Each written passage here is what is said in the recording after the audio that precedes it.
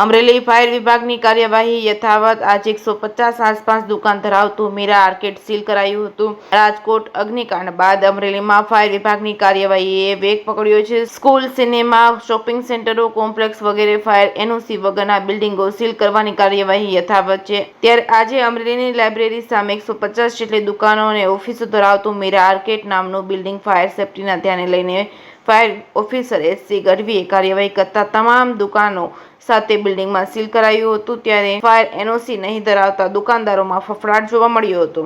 જેકેએસ news Gujarati સાથે Jainik Suchitra, Amreli. Fire સેફ્ટીના ભાવના કારણે સમગ્ર અમરેલી શહેરની અંદર ફાયર સેફ્ટીની સુવિધા ઊભી કરવા માટેની ઝુંબેશ હાથ ધરવામાં આવેલી છે। તે અનુસંધાને અમરેલી શહેરની અંદર કાર્યરત મીરા આર્કેડ ખાતે આજરોજ ફાયર સેફ્ટીની સુવિધાઓ ન ઊભી કરવાના કારણે સીલિંગ પ્રક્રિયા હાથ ધરવામાં આવેલી હતી। અગાઉ વારંવાર નોટિસ આપવા છતાં પણ ફાયર સેફ્ટીની સુવિધા ઊભી ન કરવાના કારણે આ બિલ્ડિંગને સીલ કરવામાં આવેલું છે। આવનારા સમયની અંદર વધુ જે આવા બિલ્ડિંગો છે કે જ્યાં ફાયર સેફ્ટીની સુવિધાનો અભાવ છે તેની અંદર પણ આ કાર્યવાહી ચાલુ રાખવામાં આવશે।